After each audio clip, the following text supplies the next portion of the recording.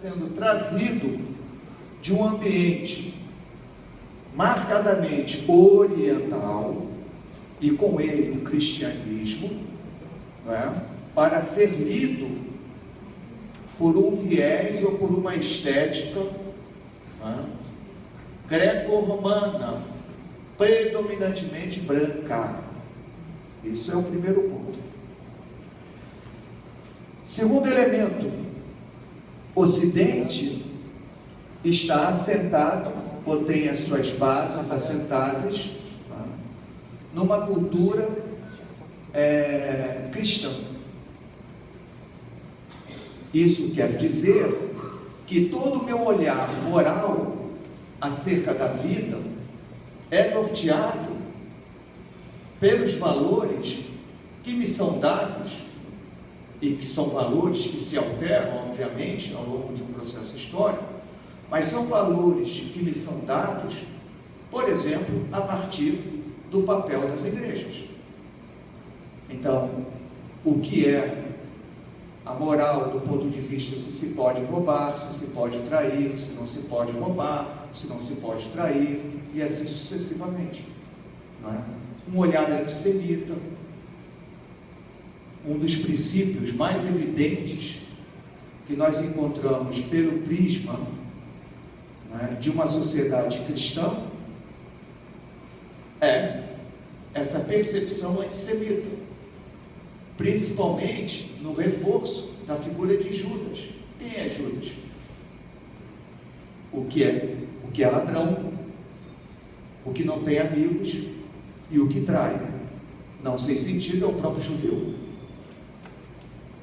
Claro que depois de 1945, pós-Holocausto, né, essas visões vão tender a se esvaziar.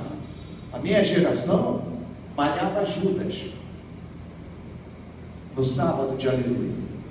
Malhava Judas. Não se malha boneco, se malha o ser judeu. Recentemente eu publiquei um trabalho sobre a queimação e malhação do boneco de Judas na cidade do Rio de Janeiro, na primeira metade do século XIX. Quem malhava Judas, o impuro, eram outros tantos impuros. Não tem uma representação de malhação de Judas aonde o branco queima o boneco de Judas. É sempre o negro, o impuro junto com o impuro. E já já vocês vão entender o sentido que eu vou dar a isso. Então, duas bases apontadas. E a terceira base, o iluminismo pós-século XVII, vai instaurar a razão como princípio norteador para se enxergar a vida que passa diante dos nossos olhos. É a razão, critérios científicos. Isso terá implicações nas nossas experiências religiosas.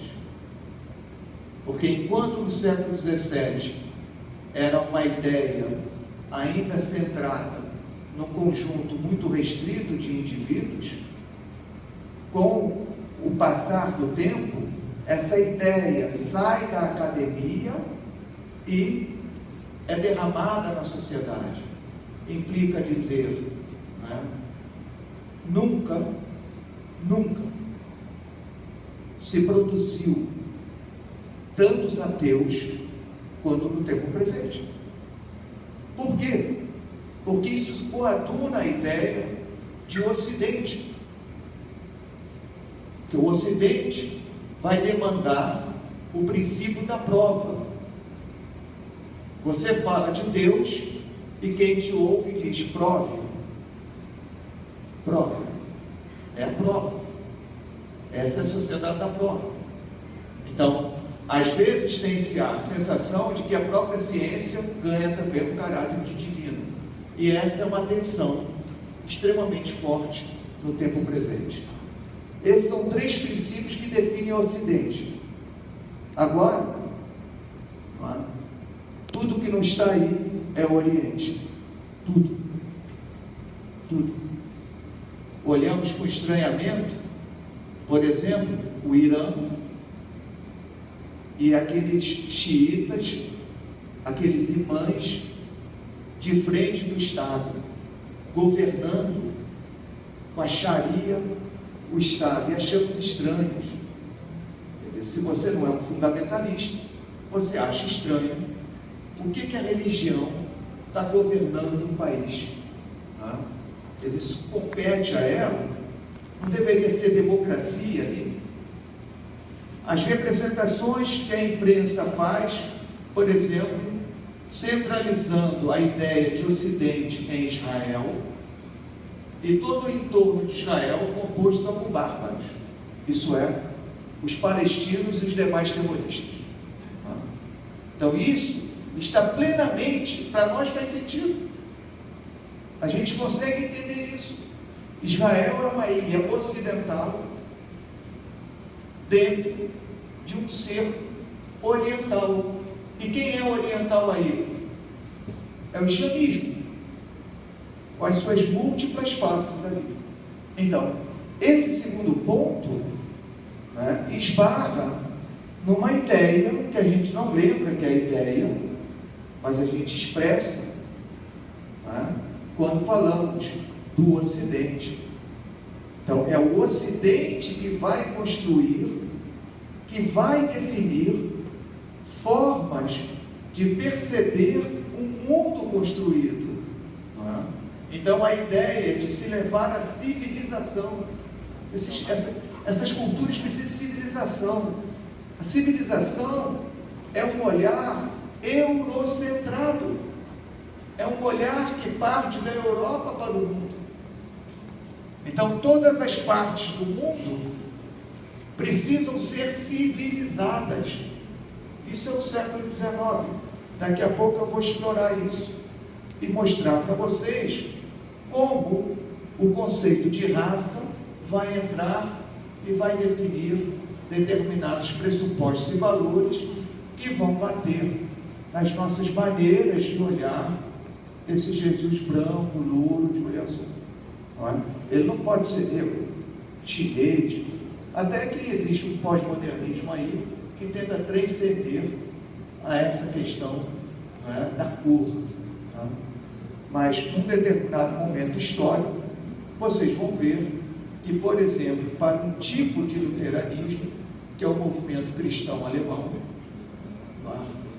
Isso foi chave para se entender o Ocidente, Jesus, e daí para o mundo. Tá?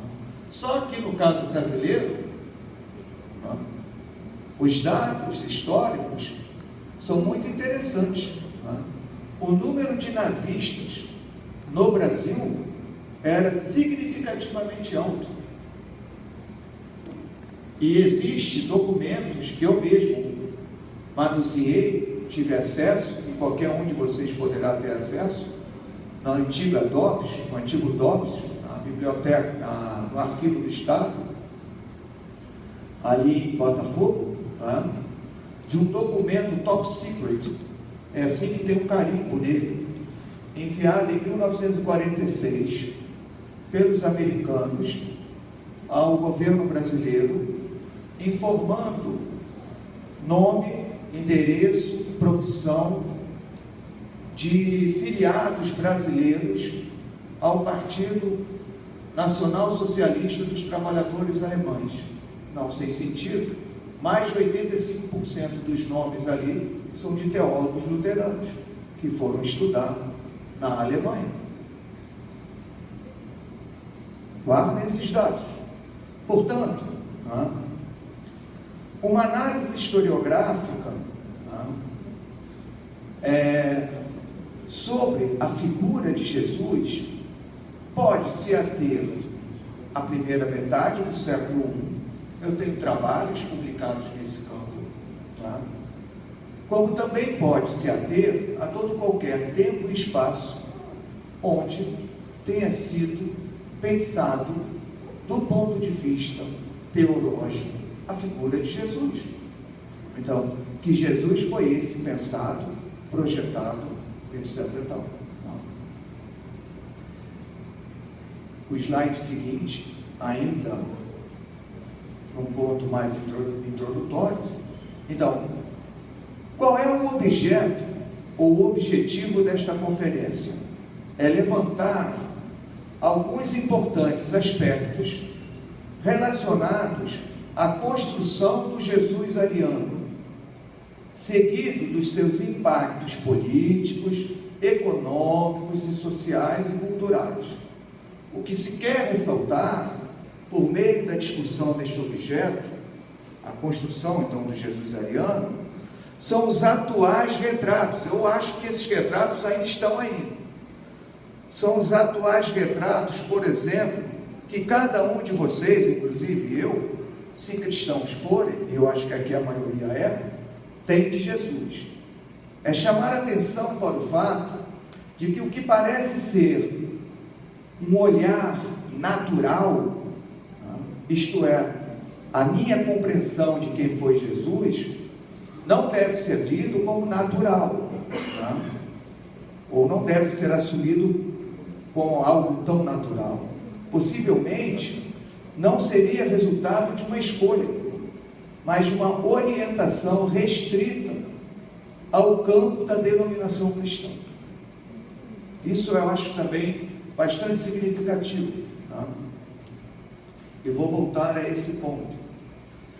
Cada um destes retratos de Jesus que nós possuímos, que podem variar, seria o resultado de escolhas feitas, de maneira consciente ou não, que acabam por instaurar formas de olhar a vida e o mundo.